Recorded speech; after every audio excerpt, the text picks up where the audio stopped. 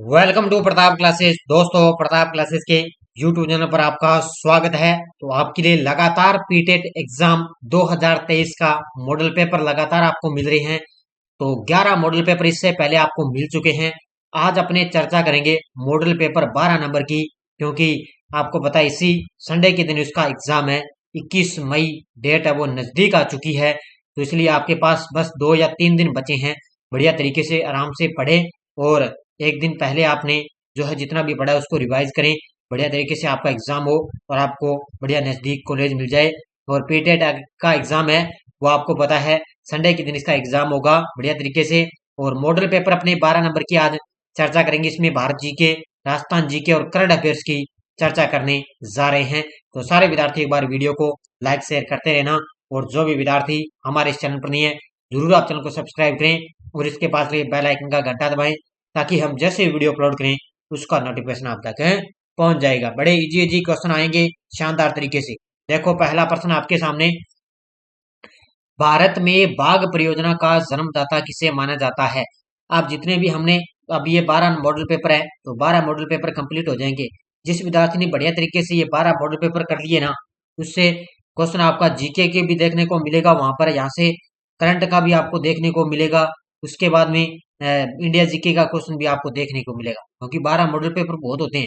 बढ़िया तरीके से मिक्स आपको यहाँ पर क्वेश्चन मिल रहे हैं। तो भारत में बाघ परियोजना का जन्मदाता माना जाता है कैलाश सांकला को। किसको माना जाता है? कैलाश सांकला को।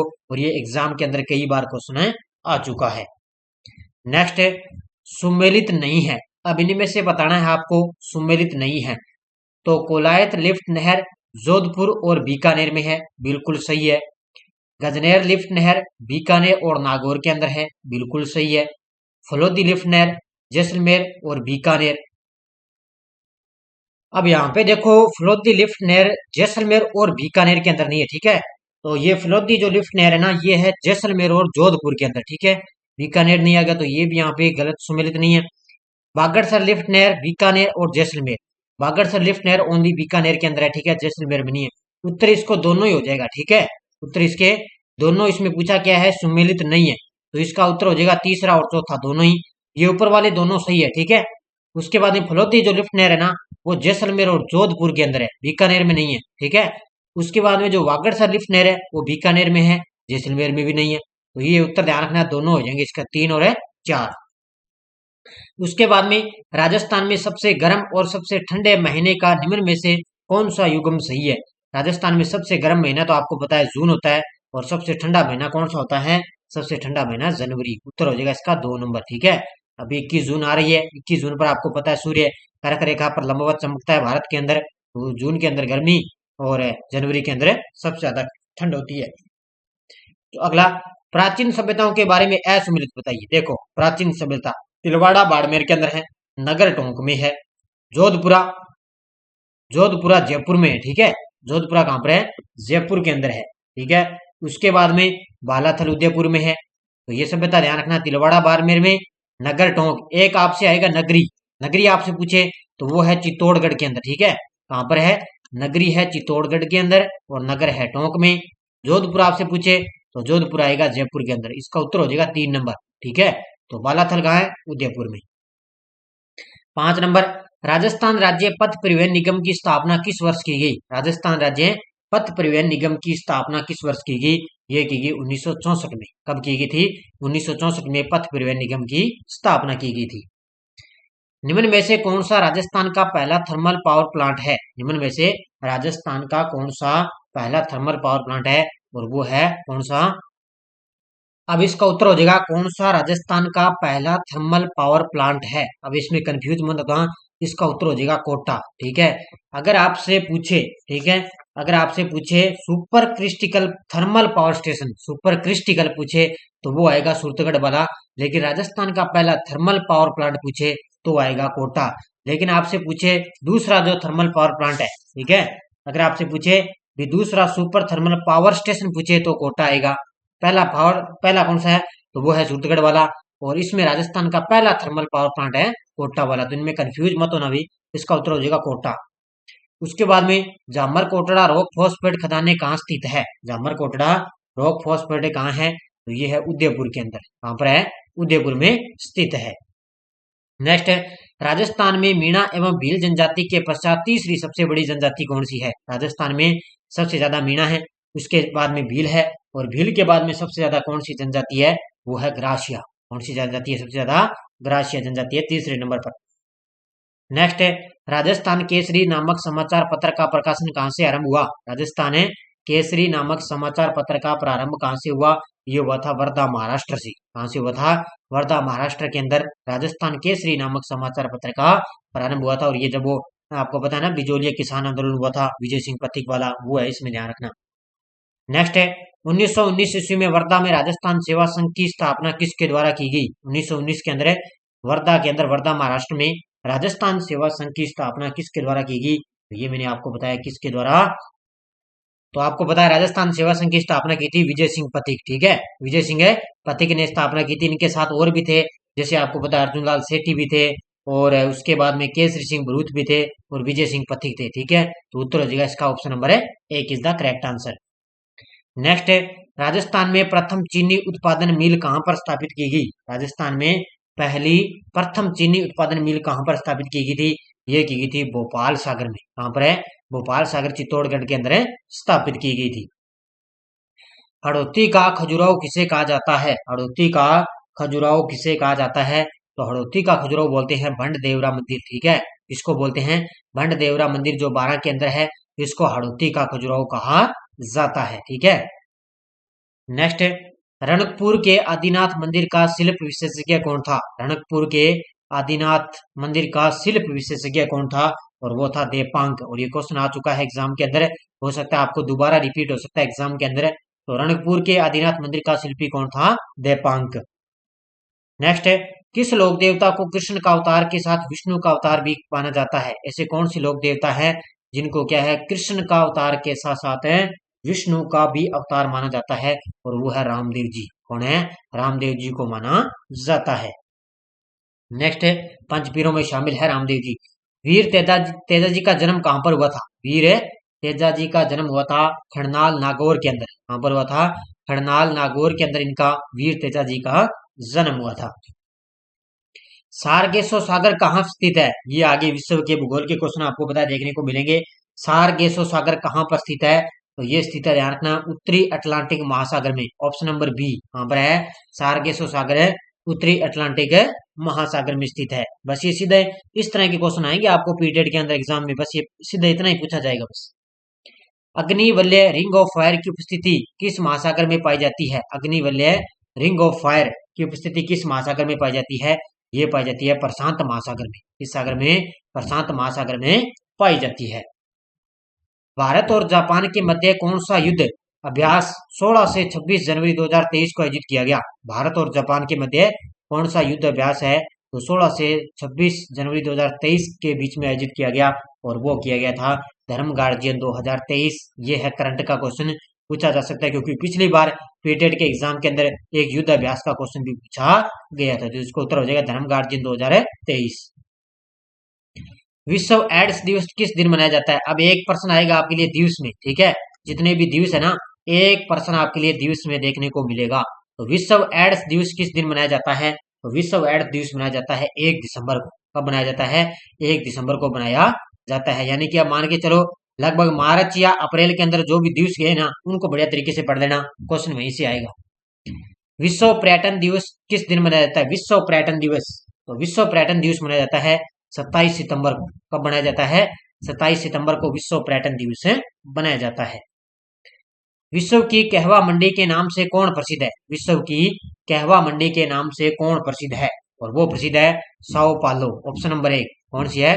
विश्व की कहवा मंडी के नाम से प्रसिद्ध है साओ पालो प्रसिद्ध है। 22 नंबर, सुमेलित नहीं है। अब 22 नंबर देखो पूछा इसने, सुमेलित नहीं है। तो दक्षिण अफ्रीका के अंदर ये घास के मैदान है, उनको वेल्ड बोलते हैं। अर्जेंटीना में जो घास के मैदान है उनको पंपास बोलते हैं। ऑस्ट्रेलिया के अंदर जो घास के मैदान है उनको डाउन्स बोलते हैं। लेकिन ब्राजील के अंदर उनको लानोज नहीं बोलते हैं। तो उसका उत्तर हो जाएगा डी। ठीक है, ब्राजील के अंदर लानोस है, उनको नहीं बोलते हैं, है ही नहीं घास के मैदान लाउंस के। Option number D is the correct answer. तो दक्षिण अफ्रीका के अंदर वेल्ड है, अर्जेंटीना में पंपास है, और ऑस्ट्रेलिया में डाउन्स के घास के मैदान पाए जाते हैं। हड़प्पा सभ्यता का सर्वाधिक मान्यता प्राप्त काल कौन सा है? हड़प्पा सभ्यता का सर्वाधिक मान्यता प्राप्त काल कौन सा है? वो है 2500 ईस्वी पूर्व से 1750 ईस्वी पूर्व। ऑप्शन नंबर बी, ठीक है। 2500 ईस्वी पूर्व से 1750 ईस्वी पूर्व माना जाता है। सिंधु घाटी सभ्यता में घोड़े के अवशेष कहाँ मिले हैं? सिंधु घाटी की सभ्यता में घोड़े के अवशेष कहाँ से मिले हैं? वो मिले हैं सुरकोटड़ा से। कहाँ से मिले हैं? ऑप्शन नंबर 1 सुरकोटड़ा से सिंधु घाटी की सभ्यता में घोड़े के अवशेष मिले हैं। पुराणों की संख्या कितनी है? पुराणों की संख्या कितनी है? भी आपको सभी को पता है, पुराणों की संख्या है 18। कितनी है? पुराणों की संख्या कितनी है? 18। वेदांत या उत्तर मीमांसा दर्शन के प्रतिपादक हैं। वेदांत या उत्तर मीमांसा दर्शन के प्रतिपादक कौन है? तो वो है बाद नारायण। ऑप्शन नंबर बी, कौन है? बाद नारायण है। ये वेदांत या उत्तर मीमांसा दर्शन के प्रतिपादक हैं। चरक संहिता नामक पुस्तक किस विषय से संबंधित है? चरक संहिता, ये क्वेश्चन बड़ा शानदार है, पूछा जाता है कि एक बार एग्जाम के अंदर रिपीट भी हो जाता है ये क्वेश्चन। तो चरक संहिता नामक पुस्तक के किस विषय से है? तो वो है चिकित्सा से संबंधित। ऑप्शन नंबर सी, किससे संबंधित है? चिकित्सा से संबंधित है। निम्नलिखित में से वह दिल्ली का सुल्तान कौन था जिसकी मृत्यु चौगान पोलो खेलते हुए हुई थी? बड़ा शानदार प्रश्न है भी। ऐसा निम्न में से दिल्ली का कौन सा सुल्तान था जिसकी मृत्यु चौगान पोलो या खेलते हुए मृत्यु होगी थी? और उस शासक का नाम है कुतुबुद्दीन ऐबक। कौन था? कुतुबुद्दीन ऐबक। नेक्स्ट है, उत्तरी भारत की प्रथम मुस्लिम महिला शासक या दिल्ली पर राज करने वाली प्रथम महिला शासक कौन थी? उत्तरी भारत की प्रथम मुस्लिम महिला शासक या दिल्ली पर राज करने वाली प्रथम महिला शासक कौन थी? वो थी, ध्यान रखना, रजिया सुल्तान। कौन थी? रजिया सुल्तान। तो इसका ध्यान रखना, बड़े शानदार तरीके से आपको क्लासें मिल रही है। एक सूचना आपके लिए, ये इन्फॉर्मेशन असिस्टेंट सूचना सहायक भर्ती के कोई विद्यार्थी तैयारी कर रहा है तो हमारे ऐप के अंदर इसकी टेस्ट सीरीज चल रही है भी। अंतर्राष्ट्रीय, राष्ट्रीय, राजस्थान करंट में तीनों का आपको सुपड़ा साफ इसमें मिलेगा 50 रुपए के अंदर। कुछ भी नहीं, मात्र 50 रुपए। आज के जमाने में देखो 50 रुपए के अंदर टेस्ट सीरीज, बड़ा ही शानदार आपके लिए। आप जरूर ज्वाइन करें बड़े शानदार तरीके से, क्योंकि आपको पता है ये अभी सितंबर महीने के इसका एग्जाम है। बड़े बढ़िया तरीके से आपको तैयारी करनी है। तो 2-3 महीने बच्चे हैं, 3 महीने लगभग मान के चलो, बढ़िया तरीके से आपको करंट है। जिसका विद्यार्थी का राजस्थान, इंडिया और वर्ल्ड तीनों का करंट अफेयर्स तैयार होगा उसका सिलेक्शन श्योर है, ध्यान रखना। तो करंट आपको बढ़िया तरीके से तैयार करना है। किसने इक्तादारी प्रथा चलाई है? किसने इक्तादारी प्रथा चलाई है? तो ये चलाई है, ध्यान रखना, इल्तुतमिश ने। किसने चलाई है? ऑप्शन नंबर सी, इल्तुतमिश ने इक्तादारी प्रथा चलाई है। लाख बख्श के नाम से जाना जाने वाला भारतीय शासक कौन था? लाख बख्श के नाम से कौन जाना जाता था? और वो है कुतुबुद्दीन ऐबक। ठीक है, लाख बख्श के नाम से कुतुबुद्दीन ऐबक जाना जाता था, जिसकी मृत्यु चौगान खेलते हुए हुई थी। स्वामी विवेकानंद ने रामकृष्ण मिशन की स्थापना की गई थी। लगा लो स्टार, पक्का ही एग्जाम के अंदर देखने को मिलेगा। स्वामी विवेकानंद ने रामकृष्ण मिशन की स्थापना कब की थी? तो ये की थी 1897 में। ऑप्शन नंबर डी, कब की थी? 1897 के अंदर। निम्न में से किस व्यक्ति ने सर्वप्रथम स्वराज्य शब्द का प्रयोग किया और हिंदी को राष्ट्रभाषा माना? और ये आपको जानते ही हो कौन थे वो व्यक्ति जिन्होंने सर्वप्रथम स्वराज्य शब्द का प्रयोग किया? वो थे स्वामी दयानंद सरस्वती। कौन थे? स्वामी दयानंद सरस्वती। और इन्हीं ने ही सबसे पहले हिंदी को राष्ट्रभाषा माना था। नेक्स्ट देखो, भारत की सबसे लंबी अंतर्राष्ट्रीय सीमा किस देश के साथ है? और ये क्वेश्चन तो हर बार एग्जाम के अंदर आता है। तो भारत की सबसे लंबी अंतर्राष्ट्रीय सीमा है बांग्लादेश के साथ। ठीक है, सबसे ज्यादा बांग्लादेश के साथ भारत की सीमा लगती है। गोवा को 25वां राज्य का दर्जा कब दिया गया था? गोवा बना था 25वां राज्य भारत का। ठीक है, और ये कब बना था? ये बना था 30 मई 1987 को। ठीक है, कब बना? 30 मई 1987 को गोवा 25वां राज्य बना, और अभी 30 मई को इसका स्थापना दिवस आने वाला है। भारत के प्रथम राष्ट्रपति कौन थे? भारत के प्रथम राष्ट्रपति, तो भारत के प्रथम राष्ट्रपति थे डॉक्टर राजेंद्र प्रसाद। कौन थे? डॉक्टर राजेंद्र प्रसाद भारत के प्रथम राष्ट्रपति थे। भारतीय संविधान का कौन सा भाग प्रेस की स्वतंत्रता को सुनिश्चित करता है? भारतीय संविधान का कौन सा जो अनुच्छेद है या कौन सा भाग है वो प्रेस की स्वतंत्रता को सुनिश्चित करता है? वो है अनुच्छेद 19। कौन सा है?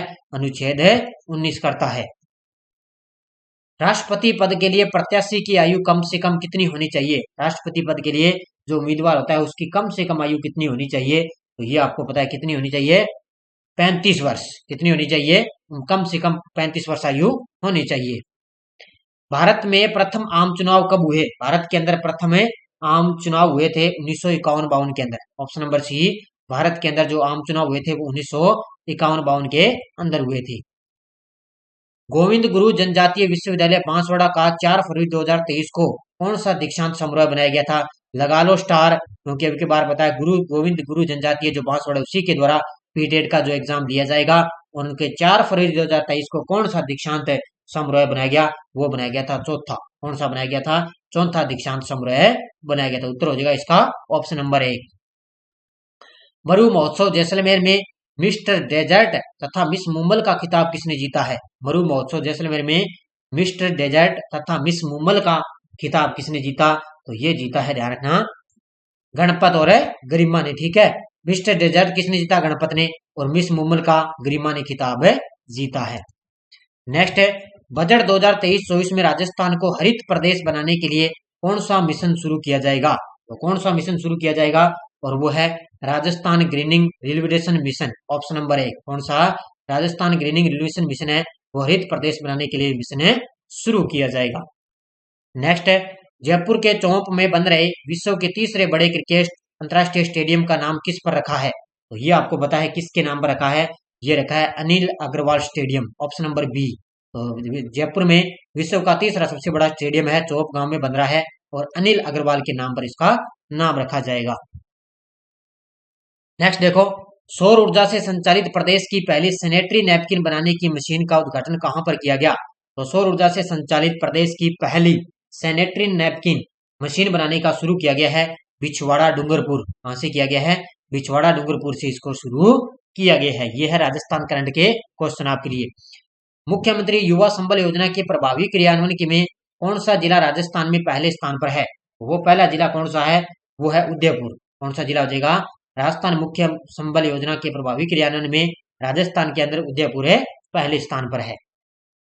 नेक्स्ट देखो, हाल में किन व्यक्तियों को मरणोपरांत पद्म विभूषण 2023 पुरस्कार से सम्मानित किया गया? तो ये आपको याद रखने, ध्यान रखना, मरणोपरांत पद्म विभूषण पहला है बालकृष्ण दोषी मरणोपरांत गुजरात से, दिलीप मोहनलाबिस मरणोपरांत दवा पश्चिम बंगाल और मुलायम सिंह यादव मरणोपरांत उत्तर प्रदेश से इनको दिया गया। उत्तर हो जाएगा इसका उपयुक्त सभी, यानी कि इन 3 व्यक्तियों को मरणोपरांत पद्म विभूषण 2023 से पुरस्कार किया गया। क्योंकि अभी आपको पता है अब की बार जो 26 जनवरी गणतंत्र दिवस पर क्या है 106 हस्तियों को पद्म पुरस्कार देने की घोषणा की गई थी। अक्टूबर 1959 को भारत में पंचायती राज का शुभारंभ निम्न में से कहां पर किया गया? 1959 के अंदर पंचायती राज का शुभारंभ किया गया था। कहां से? नागौर राजस्थान के अंदर। ठीक है, बगदरी गांव में नागौर राजस्थान से सर्वप्रथम भारत में पंचायती राज का शुभारंभ किया गया। नेक्स्ट प्रश्न देखो आपके सामने, बलवंत राय मेहता समिति प्रतिवेदन में पंचायती राज संस्थाओं को कितने स्तर पर करने का सुझाव दिया गया? तो ये दिया गया था आपको पता है 3। ठीक है, बलवंत राय मेहता ने क्या है जिला स्तर पर, पंचायत स्तर पर और ग्राम स्तर पर 3 संस्थाओं में बांटा था। बलवंत राय मेहता की समिति को 3 स्तरों पर बांटा गया था। बलवंत राय मेहता समिति ने किसको अधिक शक्तिशाली बनाने का सुझाव दिया है? बलवंत राय मेहता की जो समिति थी उसने किसको अधिक शक्तिशाली बनाने का सुझाव दिया? और ये दिया है आपको पता है पंचायत समिति को। इसको दिया है जो ग्राम स्तर पर होती है ना पंचायत समिति, उसको दिया है। अशोक मेहता समिति ने किन 2 स्तरों की बात की है? अशोक मेहता समिति ने 2 स्तर बताए थे और बलवंत मेहता समिति ने 3 स्तर बताए थे। तो अशोक मेहता ने 2 स्तर कौन कौन से? वो है एक तो मंडलीय पंचायत और एक है जिला परिषद। ठीक है, ये 2 ही बताए थे, मंडलीय पंचायत और जिला परिषद। आज का लास्ट और अंतिम, पंचायती राज किस सूची का विषय है? पंचायती राज किस सूची का विषय है? तो पंचायती राज है राज्य सूची का विषय। इसका है पंचायती राज राज्य सूची का विषय है। तो ये 51 प्रश्न थे। आपको पीटेड के एग्जाम के अंदर क्या है 50 क्वेश्चन जीके करंट, इसमें लगभग आपको मिक्स यहाँ से इंडिया राजस्थान करंट के जो जीके के क्वेश्चन आएंगे वो 50 क्वेश्चन आपको आएंगे एग्जाम के अंदर। 50 क्वेश्चन आपकी रीजनिंग के आएंगे और इसके बाद में 50 प्रश्न आपकी हिंदी के आएंगे और 50 प्रश्न है साइकोलॉजी के प्रश्न आएंगे बड़े शानदार तरीके से। इसलिए आपके 200 क्वेश्चन आएंगे। 3 घंटे का आपके पास टाइम होगा। संडे के दिन आपका बढ़िया तरीके से एग्जाम है और अभी आपके पास आपको पता है 2-3 दिन बचे हैं। बढ़िया तरीके से आप बस नॉर्मल रिवाइज करें, ज्यादा टेंशन बस लेने की जरूरत नहीं है। आपका अच्छा एग्जाम होगा, बस सरल पेपर आएगा, ज्यादा इसका गहराई से क्वेश्चन आते नहीं है। बढ़िया तरीके से पढ़ के जाना, फ्रेश माइंड। एक दिन पहले आप बढ़िया तरीके से जाना, बढ़िया फ्रेश माइंड, और उसके बाद में एग्जाम में बढ़िया तरीके से जाना, आपको बढ़िया नजदीक में कॉलेजेस में मिल जाता है। तो धन्यवाद सभी विद्यार्थियों को। जय हिंद, जय भारत।